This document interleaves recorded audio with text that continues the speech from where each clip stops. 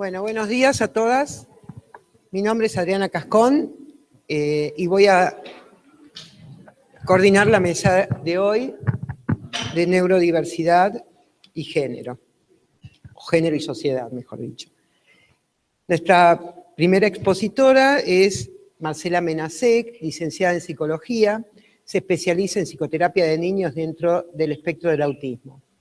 Es fundadora y coordinadora del grupo TEA Bariloche, que tiene como objetivo estudiar, discutir y difundir nuevas estrategias terapéuticas asociadas al autismo. Sí. Coordina grupos interdisciplinarios de profesionales involucrados en el diagnóstico, la integración y el tratamiento de niños que presentan autismo o algún otro trastorno del neurodesarrollo. Marcela nos va a hablar de neurodiversidad y género.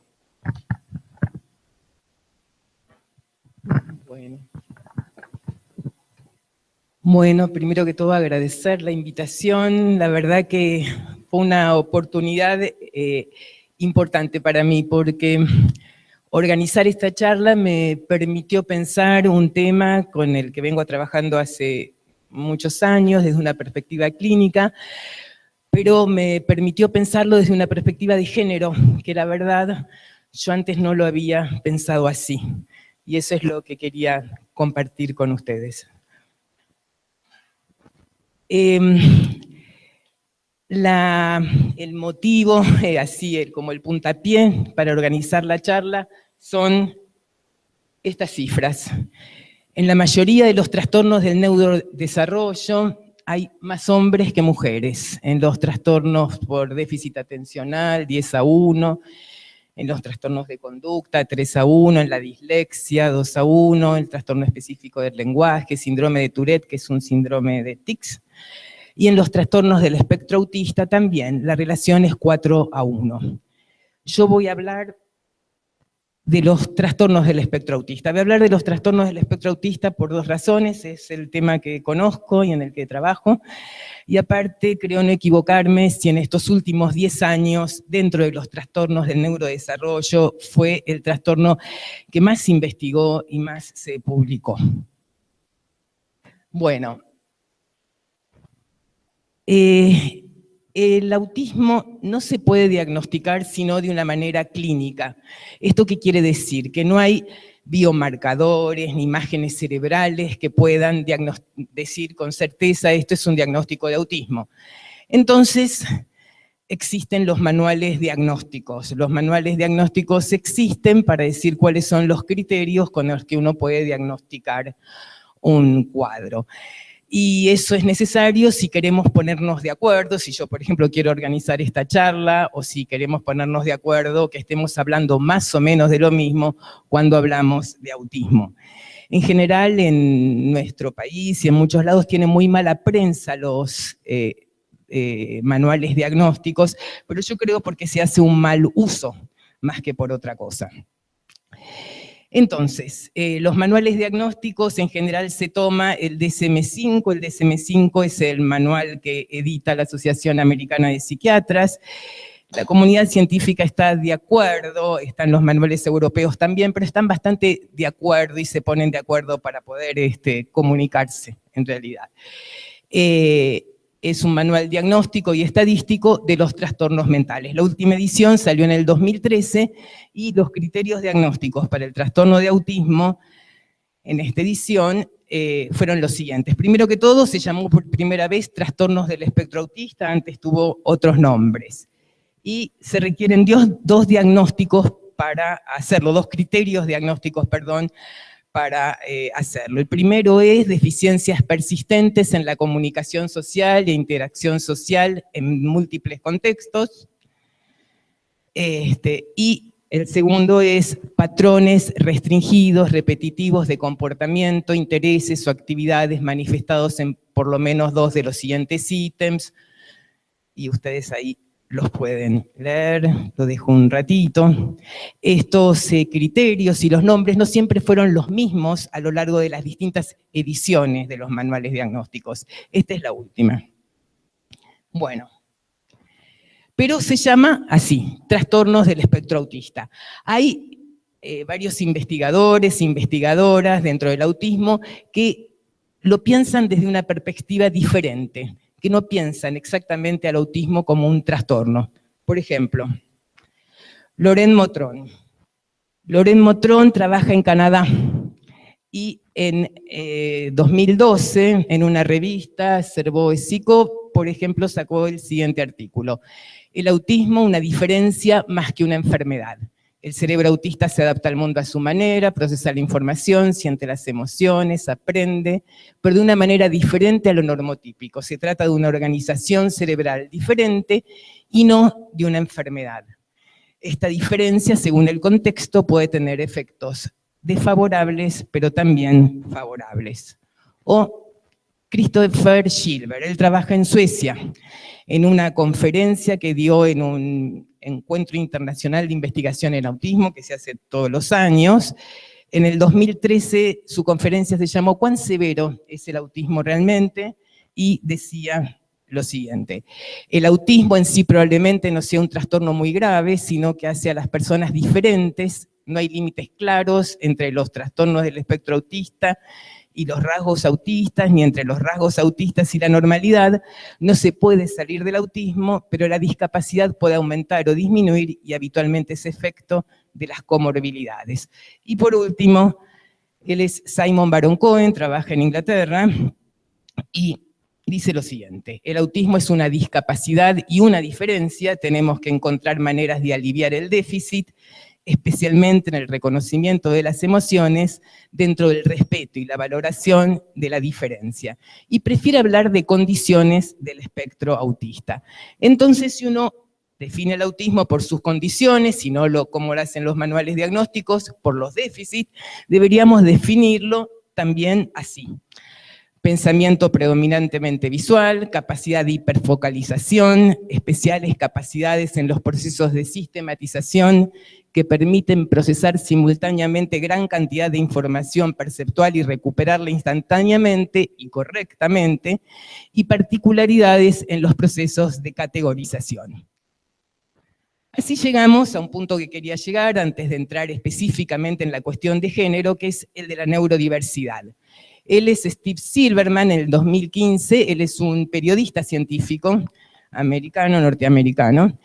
En el 2015 editó este libro, Neurotribus, el legado del autismo y el futuro de la neurodiversidad. Es un libro que a mí me resultó muy interesante y, entre otras cosas, dice lo siguiente: el concepto de neurodiversidad es la noción que plantea que condiciones como el autismo pueden ser consideradas como variaciones cognitivas con fortalezas particulares que han contribuido a la evolución de la tecnología y la cultura, más que como una checklist de déficit y de funciones. La idea de neurodiversidad está inspirada en la creación de los movimientos de derechos civiles, basados en que el más astuto intérprete de las conductas autistas son los mismos autistas más que sus padres o doctores. Silberman sostiene que una cura para los aspectos deficitarios en el autismo nunca se va a encontrar en unas pastillas, sino en la inclusión social. Imagínense una sociedad que niega el acceso en silla de ruedas a los edificios públicos, convencidos que algún día, con la ayuda de la ciencia, todo el mundo va a ser capaz de caminar. Tenemos que aprender a pensar más inteligentemente sobre las personas que piensan diferente. Y ahora sí, a lo más específico, este sesgo de género. La prevalencia de los trastornos del espectro autista en general se considera, o por lo menos en estos trabajos del 2009, de 0,6 a 0,7%. Y la relación hombre-mujer, 4,3 hombres por mujer, pero que están distribuidos de una manera despareja dentro de lo que se llama el espectro autista. Si consideramos esto, el espectro autista, acá es lo que es trastorno del espectro autista de alto funcionamiento, que quiere decir con cociente intelectual normal o superior al normal, y en esta otra punta, trastornos del espectro autista con déficit intelectual, es decir, con un cociente bajo. La distribución es despareja: 6 hombres cada mujer a 9 hombres cada mujer en esta parte alta del espectro y 2 a 1 en la parte baja del espectro. En el 2011 salió este trabajo, se publicó este trabajo de prevalencia en autismo. Es un trabajo muy importante porque evaluaron a toda una población de chicos de 7 a 12 años en Corea del Sur, a todos. Y encontraron los siguientes datos. La prevalencia general de autismo mucho más alta que lo que se consideraba antes, 2,64, y distribuido de esta manera, porque ellos tomaron a los chicos, los que estaban en las escuelas comunes y los que estaban en las escuelas especiales, y distribuidos así, 0,75 en las escuelas especiales y 1,89 en las escuelas comunes. Quiere decir que había 2/3 de chicos que cumplían criterios con el diagnóstico de autismo en Corea del Sur que no estaban diagnosticados y tampoco estaban tratados. Y en lo que se refiere a la relación hombre-mujer, encontraron para el promedio valores bastante parecidos, pero una distribución diferente en relación al espectro. Esto era lo que se conocía del 2009, y estos son los valores que encontraron ellos, una relación mucho más baja, menos cantidad de hombres por mujer que lo que se había reportado antes, y al revés, en la otra punta, con déficit intelectual, más cantidad de hombres aún que lo que se había reportado antes. Estos valores sugieren algunas preguntas, como por ejemplo esta, si hay una verdadera diferencia en la prevalencia de autismo entre hombres y mujeres. Y les quiero contar que hay un montón de papers que hablan de esto. Yo elegí algunos, solo algunos los que me parecieron más significativos. El primero es del 2012, es un equipo inglés que encontró lo siguiente, que bajas habilidades cognitivas y o problemas conductuales adicionales son necesarios para que las niñas sean reconocidas cumpliendo los criterios diagnósticos. Los trastornos del espectro autista son más difíciles de reconocer, especialmente en las niñas de alto funcionamiento, lo que puede reflejar estereotipos de género en el diagnóstico y o una genuina mejor adaptación, compensación en las mujeres. O este otro, que es interesante, es un trabajo también inglés, porque se hizo con cuestionario a los padres, con observación directa a los chicos y con cuestionarios a los docentes. Las mujeres con autismo presentan menos conductas repetitivas e intereses restringidos, recuerden que este era uno de los criterios diagnósticos, pero iguales dificultades en la comunicación y en la interacción social que los varones, no tener tan severas conductas repetitivas e intereses restringidos y presentar menos dificultades en la escuela pueden colaborar a que las mujeres pasen desapercibidas en los trastornos del espectro autista. O este otro, a las mujeres con TEA, también del 2012, se las diagnostica más tarde, especialmente a las adolescentes de alto funcionamiento. También este otro, muchas veces las mujeres con TEA son diagnosticadas antes por otros trastornos, como trastornos alimenticios. Este es un paper del 2015, interesante, de 10 mujeres con anorexia o bulimia, 7 cumplían criterios para hacer el diagnóstico de autismo. Y por último, este otro, no encuentran diferencias en los síntomas autistas entre los niños y las niñas preescolares, por lo que es probable que las diferencias de género sean más evidentes en la infancia. Para concluir, las mujeres con autismo presentan un fenotipo diferente que el que presentan los varones con autismo. No tener en cuenta estas diferencias puede haber llevado a un subdiagnóstico, especialmente entre las mujeres de alto funcionamiento. Los criterios y los instrumentos diagnósticos fueron elaborados en base a características presentes en los varones, por lo que hay que revisarlos para que sean sensibles a las mujeres con trastornos del espectro autista. Las investigaciones deberían examinar el fenotipo en hombres y en mujeres a lo largo del desarrollo evolutivo en diferentes edades. Se cree que solo parte de la diferencia en la proporción entre hombres y mujeres con TEA se deba a estos factores. Porque a pesar de que tengamos y haya bajado ahí, es más del doble, 2,5 veces más varones que mujeres. Les recuerdo, las condiciones del espectro autista, me recuerdo a mí, son neurobiológicas, ya que hay evidencias de un desarrollo atípico del cerebro, tanto en su estructura como en su función. las condiciones del espectro autista tienen causas genéticas y se piensa que también influyen condiciones ambientales. Entonces vamos a ver 3 hipótesis que tratan de dar cuenta de esto. Una es el modelo del factor protectivo femenino, la otra es la hipótesis diferencia sexual en la plasticidad cerebral, y la última, la teoría del cerebro hipermasculino. La primera, especialmente las 2 primeras, son bastante complejas. Yo hice una diapositiva, seguramente si hay biólogos, porque la primera tiene que ver con cuestiones genéticas que son difíciles para mí. Si hay alguna macana, después me la avisan, ¿sí?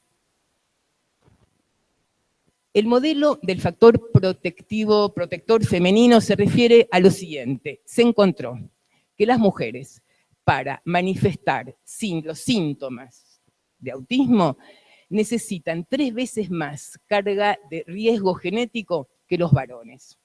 Esto no vale solamente para autismo, hay otras enfermedades, llamémosla, que también tienen este tipo de herencia. Por ejemplo, el pie equino.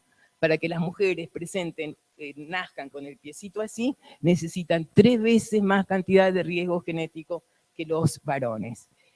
Los trabajos, se cree que hay como 400 genes implicados en autismo, es realmente muy complejo. Yo encontré estos 2 trabajos que sustentan de alguna manera este modelo del factor protectivo femenino. Antes de eso quiero decirles que estas 3 hipótesis no son hipótesis contradictorias, sino que son hipótesis complementarias y no contradictorias.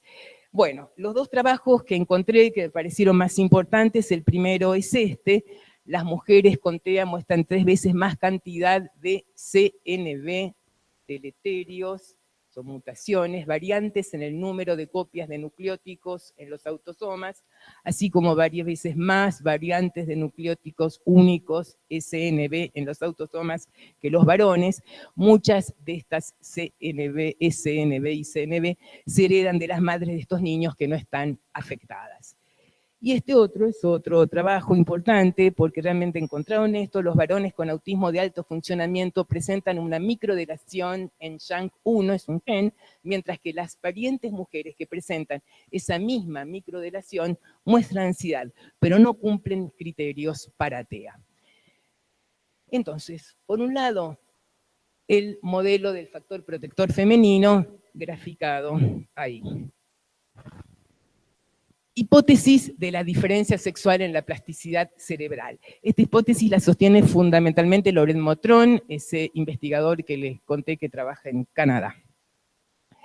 Él siempre le interesó algo que se presenta en autismo que tiene que ver con ciertas cualidades excepcionales que presentan los autistas. Y en base a eso, él hizo esta hipótesis. En los individuos autistas se observa hiperfuncionalidad en determinadas áreas de la corteza cerebral. Habilidades específicas en determinados dominios, como oído absoluto, sinestesia e hiperlexia, son mucho más frecuentes en los individuos autistas que en los neurotípicos. Las 3 condiciones juntas se consideran específicas de autismo. Oído absoluto es cuando alguien escucha un sonido y reconoce y dice es un la, un sol o lo que sea, sin relacionarlo con otros sonidos. Sinestesia es cuando un sentido provoca la sensación en otro sentido que no estuvo estimulado, como por ejemplo números, colores, o días de la semana, colores, o números, formas, o colores, gustos. Hay varios tipos de sinestesias, se mezclan los sentidos. Hiperlexia es la capacidad que desarrollan algunos chicos de hablar, de leer muy tempranamente. Siempre yo recuerdo a un pacientito que le pregunté alrededor de los 5 o 6 años que había aprendido primero, si a hablar o a leer, y me contestó a leer, por supuesto. ¿Sí? Bueno, era un hiperléxico. Estas son oído absoluto, sinestesia e hiperlexia. La presencia de estas habilidades sugiere altos niveles de plasticidad regional. La plasticidad regional o relocación cortical se refiere a la dedicación de una región cortical a una función cognitiva para la que típicamente no codifica en la población en general. Estas regiones cerebrales son dependientes de la experiencia y son regiones en las que la codificación perceptual está genéticamente aumentada en los individuos con TEA. Esto dicho de una manera tal vez más fácil, que estas habilidades especiales de alguna manera se entrenan, de alguna manera no, se entrenan con la experiencia, pero en una base cortical que está hiperfuncionando. Y entonces aparecen estos talentos. Esta es una de las explicaciones o de las hipótesis de Motrón. Se sugiere que la plasticidad está implicada en la diferencia sexual de prevalencia en autismo porque es más fácilmente perturbada en varones que en mujeres. Un mismo evento genético puede disparar una reacción plástica diferente, mostrando a los hombres un umbral más bajo que las mujeres para desarrollar reacciones plásticas exageradas. Las principales diferencias en el desarrollo cerebral entre los sexos se producen en el periodo prenatal y en los primeros meses de vida, ya que la expresión genética y la secreción hormonal son altamente dependientes del sexo biológico en esos periodos. Y ahora sí, a la teoría del cerebro hipermasculino. Le vamos a dedicar un poquito más. Ya lo decía Hans Asperger, que fue uno de los que describió el autismo. La personalidad autista es una variante extrema de la inteligencia masculina. En el individuo autista, los patrones masculinos están exagerados al extremo. Y Simon Baron-Cohen toma el guante, se lo toma muy en serio, y en el 2005 publica este libro que llamó La Gran Diferencia. Fíjense, no sé si se lee desde ahí, pero dice el cerebro masculino y femenino y la verdad sobre el autismo. Sí, la verdad sobre el autismo. Estudiando las diferencias entre los cerebros femeninos y masculinos, podemos generar avances significativos en el misterio del autismo. Lo que dice ahí, por si no se lee, esta es como salió editado en español, dice: la mujer quiere hablar sobre el tema, el hombre prefiere callar y pensar en ello, cómo son realmente los cerebros del hombre y la mujer. Bueno. La teoría del cerebro masculino, paciencia, no griten con lo que voy a decir, que después se pone más interesante, se basa en lo siguiente, dice el mismo Baron-Cohen, en una extensión de la teoría de la empatía y la sistematización. ¿Qué es empatía? Empatía es identificar los pensamientos y sentimientos de otra persona y responder de una manera emocional apropiada. Que es sistematizar. Sistematizar es analizar o construir un sistema mecánico, natural, abstracto o colectivo. ¿Y qué dice Baron-Cohen? Las mujeres, en promedio, en general, son mejores empatizando y peores sistematizando, y los varones, en general, en promedio, son mejores sistematizando y peores empatizando. Y los autistas son muy buenos sistematizando y muy malos empatizando. Digamos algo así para hacerla muy sencilla. Entonces, él decidió hacer un cuestionario y un cociente de sistematización y un cociente de empatía. Y estos son los valores que encontró: las mujeres más bajos sistematizan, los varones más altos, los autistas mucho más altos aún, y al revés para la empatía, las mujeres más altos, los varones más bajos, los autistas todavía más bajos. ¿En qué se basa la teoría del cerebro hipermasculino?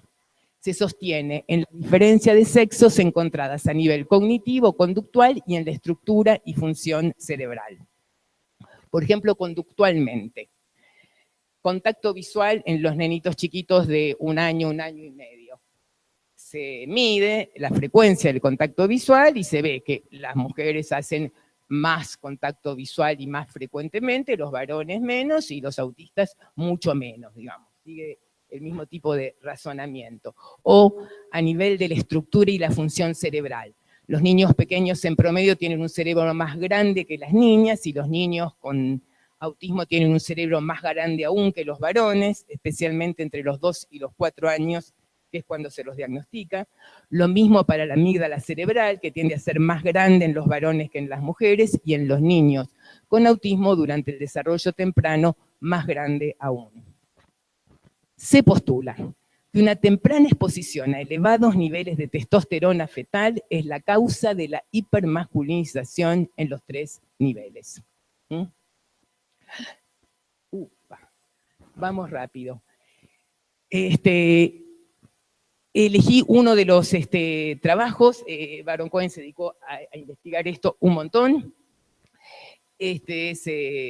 Hormonas, efectos en la cognición y el cerebro de hormonas prenatales y postnatales. Se piensa que las hormonas tienen 2 tipos de efecto, uno de organización, otro de activación. Los efectos de organización actúan en el desarrollo temprano, cuando las estructuras neuronales comienzan a establecerse, produciendo cambios permanentes en el cerebro, mientras que los efectos de activación son de corto término y dependen de los niveles de las hormonas circulantes. Hay amplio consenso en pensar que los efectos de organización cerebral se producen en periodos críticos del desarrollo, ventanas fuera de las cuales el efecto de las hormonas se encuentra limitado a un efecto protectivo de influencias disruptivas. Durante el periodo crítico, el feto masculino produce más de 2,5 veces los niveles observados en los fetos femeninos. Acá está el cuadrito: testosterona en las mujeres, testosterona en los varones.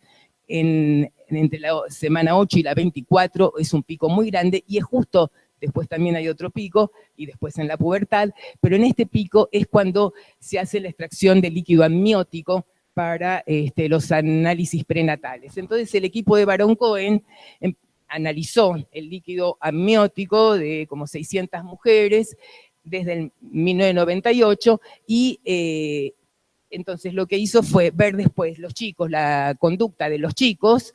Estas son las conductas que vieron: contacto ocular, vocabulario, intereses restringidos, empatía, sistematización. Estos son con qué lo midieron, y estos los años, cuando esos chicos que tenían los análisis de los líquidos amnióticos tuvieron 1 año, 2 años, 4 años, 9 años, 10 años, y que encontraron si había correlación o no con los niveles de testosterona fetal, y encontraron que sí, que estos valores sugieren que altos niveles de testosterona fetal contribuyen a una mayor masculinización de la conducta.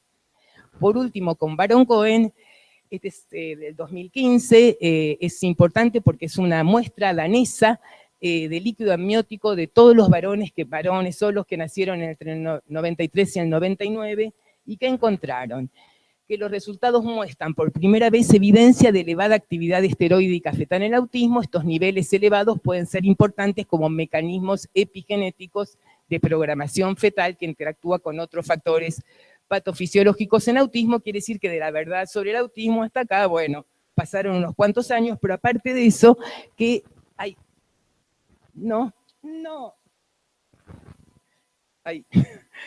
que no encontraron que la testosterona estaba alta, sino que estaban altas todas las hormonas. Hasta ahí lo que investigó Baron Cohen. Por último, y esto sí es por último, quiero comentarles el trabajo de esta psiquiatra que vive en Suecia. Ella hizo 2 trabajos con su equipo con esta misma muestra: 50 adultos con TEA, 26 varones, 24 mujeres de alto funcionamiento, y 53 adultos normales, 28 varones y 25 mujeres. En un trabajo evaluaron las medidas físicas supuestamente relacionadas con la influencia de los andrógenos, y en el otro evaluaron el rol de género, la autopercepción y la sexualidad. Y estos son los resultados. La primera foto es un chiste, pero realmente midieron cabeza, las otras son del trabajo de ellas. Resultado: las mujeres con autismo tienen mayores niveles de testosterona bioactiva, menos rasgos femeninos en el rostro y una circunferencia de la cabeza mayor que las mujeres control. Los hombres con autismo tienen menos características masculinas, tanto en sus cuerpos como en la cualidad de la voz. Muestran una relación del segundo dedo y el cuarto. Esta relación es una relación que mide testosterona, después lo charlamos.